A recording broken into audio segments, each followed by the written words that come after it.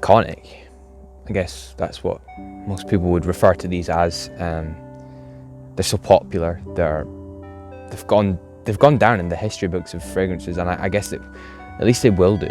And to have received these 3 little bottles, they're not full size. I don't use any of them regularly, but I got them at Christmas time, and I've tried them, I've worn them, and I've not done any reviews on them yet. And is it too soon to do versus video? Well, I don't think it is. I mean, don't get me wrong, I don't know everything about these yet that I could.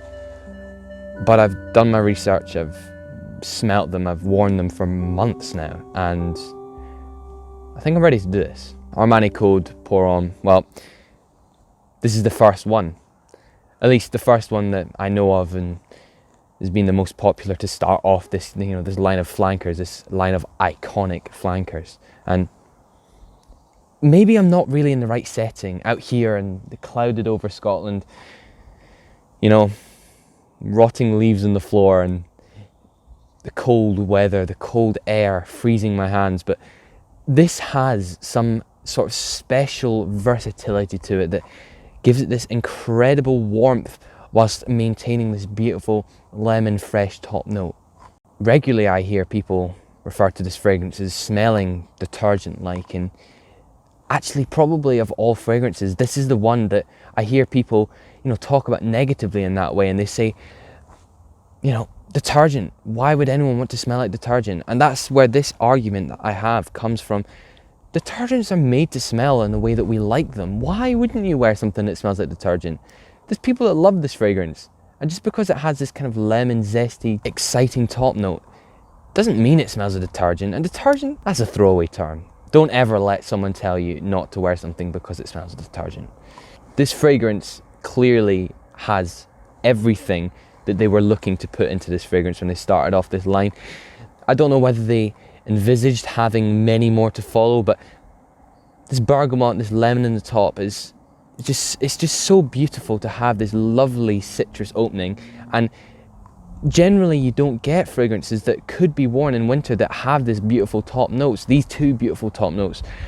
And I think that that's why I absolutely love this fragrance so much, is because to have these 2 top notes, this bergamot, this lemon, creating this detergent-like smell, and then to evolve into this base of tonka bean, to have this olive, I mean, you don't have to know what olive smells like, but trust me, you can pull out two notes from this fragrance.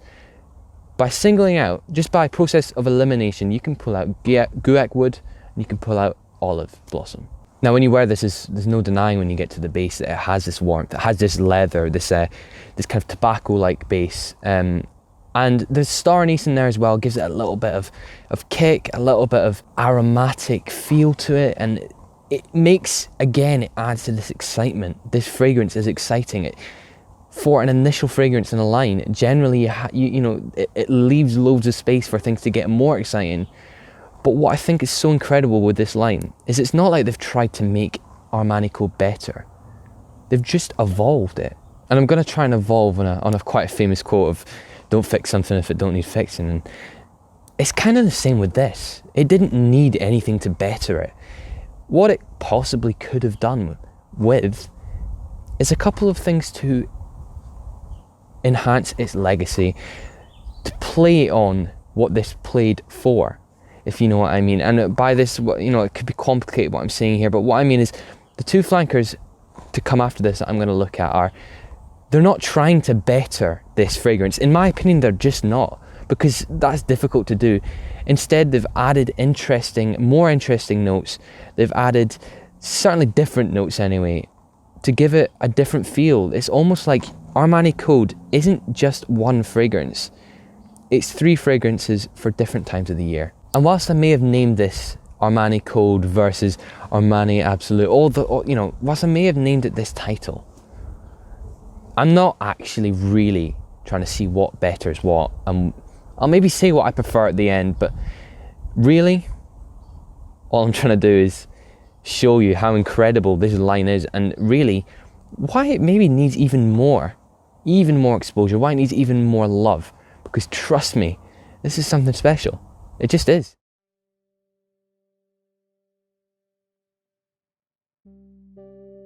So moving on from the initial versatility that we have from this Armani Code original, we've got Armani Code Profumo.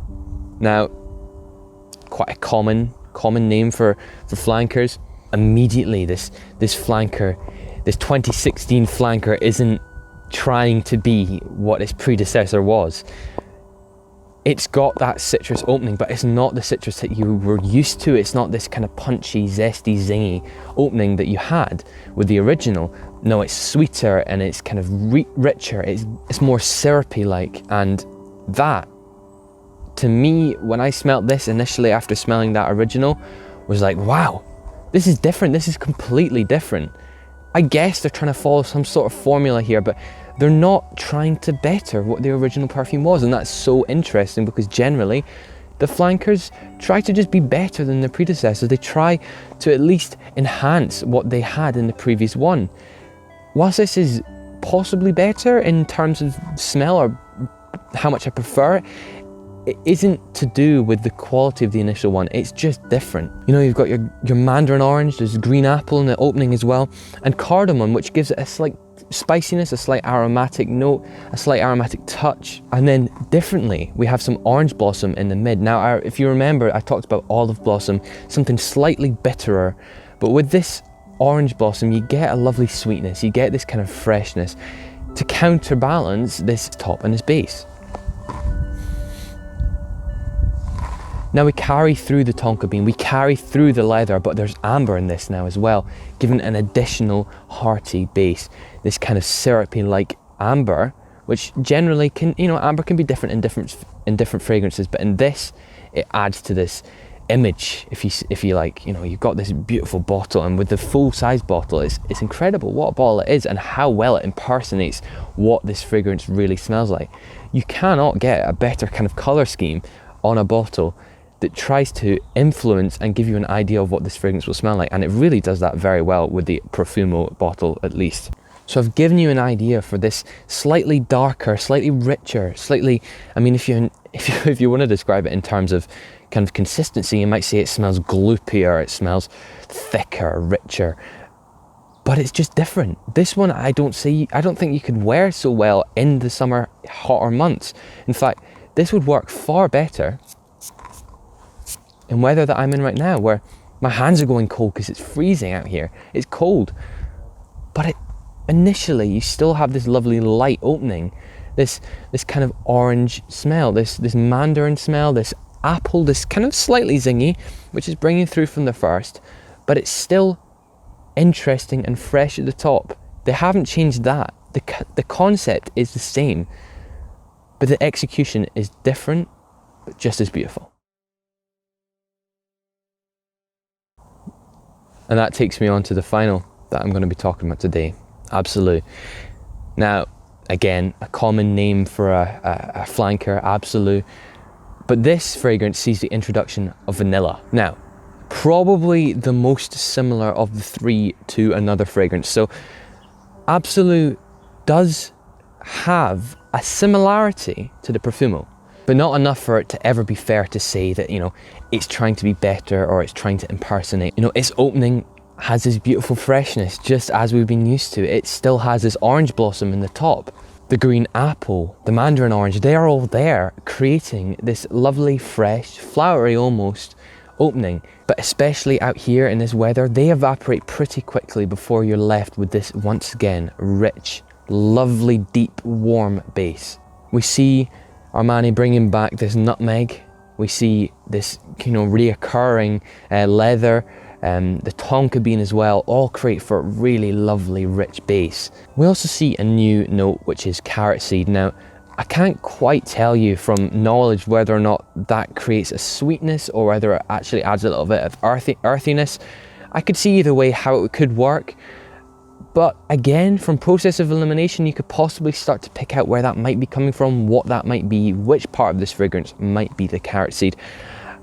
And overall, this does have a slightly earthier feel to it. The Absolu has the lovely, mass appealing smell of the previous two. This vanilla creates a beautiful sweetness that you haven't quite had with Profumo. And the sweetness in the initial original is like a bittersweet. It's not quite this warm sweetness that you're used to in winter fragrances. You know, coming from your Spice Bomb line, Victor and Rolf, coming from slightly from some of your 1 million line from Paco Rabanne. It's this sweetness that we're used to. It's a fruity sweetness almost, and this vanilla really carries that through, and it's beautiful, and it's so luxurious and Moorish. Looking through polls on popular sites such as Fragrantica, Profumo, looking through things online, this appears to be the most liked out of them all, in general. But in my opinion, you cannot compare any of the three in terms of, do you like this more, do you like this more, do you like this more, which one's better? Take them as three different perfumes, then say which one you prefer. I think it would be unfair to label as one of these as being better than the other, because quite honestly, I think Armani knocked it out of the park with each and every one of these. I think they've done such a good job, and I can't see why anyone would be able to say that one's better than the other. They're different. Each one of them is different to the other. Original is versatile, wearable right throughout the year, could possibly be worn in the summer as well as being worn in the winter. The second Absolu, well yeah, that also is quite versatile, probably leaning more winter. And this has a rich sweetness that could most likely only really be worn properly and enjoyed in the summer. And I'm going to use a probably made up word here, don't quite know. This seasonal wearability helps define how different they are, and helps define how incredible they are, and helps define how different fragrances, flankers of each other, can each be just as good as each other, but can be different. And if only other companies, you know, people that kind of created these Boss lines, the Hugo Boss bottled line, that they try and, I guess they're trying to be too similar, and it's difficult, and it really is difficult, and it's hard for me to pick on companies because other companies are doing this. You know, I mentioned the 1 million line earlier. We see them do that. You know, of course, Privé is different to Lucky, and Lucky is different to Parfum. And Parfum, yeah, Parfum is just an advanced version of 1 million itself. And yes, I'm not knocking companies, of course they're doing this, but this was a shock to me. I thought they would be similar, just tweaking each other slightly, and I think that others have thought that as well. Of course, if you're common and you know these fragrances, don't think I'm trying to be someone that knows something more than anyone else. Of course, you guys know, if you know these fragrances, you know that they are different to each other. But to me, I found it a shock, and I kind of wanted to express this in a video. I thought that these would be similar, and to you, if you haven't tried these fragrances, I'd recommend you get something like this. I was lucky to get sent this. I was really lucky to get sent this kind of tester box, 3 little 15ml bottles of each. I would recommend it because honestly, you get a really good impression of how different they are and how great they smell, how impressive they are, and how quality each of them are.